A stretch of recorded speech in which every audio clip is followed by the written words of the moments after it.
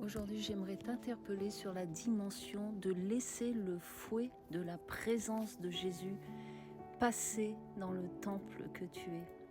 Nous sommes appelés à être une maison de prière. Et puis tu peux lire dans la parole de Dieu qu'à un moment, Jésus a pris le fouet, un fouet qu'il a fabriqué, et puis il est rentré dans ce temple qui était devenu un commerce, un trafic, et il a renversé chaque table en disant « Vous avez fait de la maison de mon père une caverne de voleurs ». Et j'aimerais t'interpeller sur cette dimension. Quel est l'état du temple que nous sommes, cette maison de prière que nous devons être? Est-ce que nous sommes devenus une caverne de voleurs?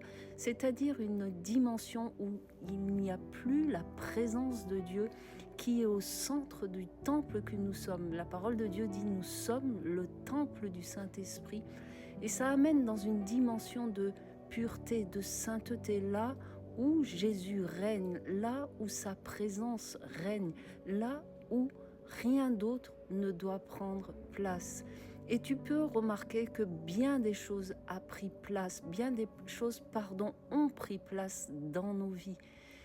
Des trafics d'hommes, là où on a négocié, là où on dit que le sacrifice de Jésus n'est pas assez, là où l'homme devient le centre. Et les maisons de prière que nous sommes appelés à être sont devenues un trafic.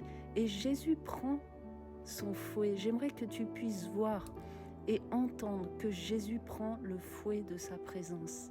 Ce fouet qui vient renverser. Est-ce que tu es prêt à laisser le fouet de la présence de Jésus renverser tout ce qui a été construit dans le temple que tu es et qui ne provient pas de sa présence?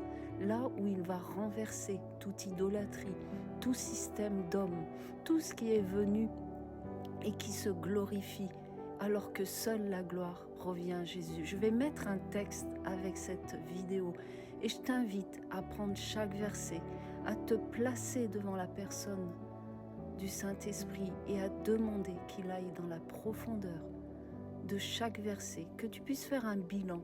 Quel est l'état de ton temple? Est-ce qu'il y a cette nécessité d'avoir ce fouet de la présence de Jésus, là où il va venir de nouveau être le centre de tout, là où seule sa présence va être le centre de tout? Alors je te laisse lire ce texte, mais en acceptant que le Saint-Esprit puisse aller dans la profondeur et que tu puisses faire un bilan de vérité, que tu te places devant Dieu, le Père éternel, c'est-à-dire que c'est un face-à-face et tu laisses le Saint-Esprit sonder tes profondeurs. Que le fouet de la présence de Jésus passe dans nos cœurs.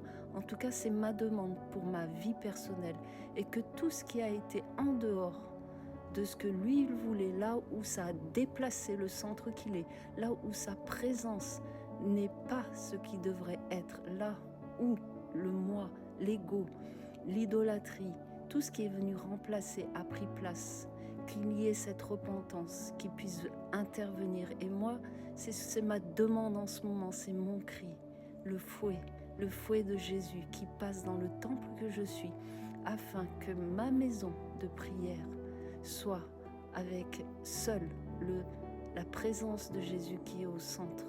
Et ça change tout. Alors je te laisse, lis le texte que je mets avec, plonge-toi dans la parole de Dieu, étudie chaque verset que j'ai mis et laisse le Saint-Esprit écrire. Je prophétise cette dimension sur ta vie. Je prophétise que le fouet de la présence de Jésus s'active dans le temple, la maison de prière que tu es. Au nom de Jésus, je te bénis. Amen.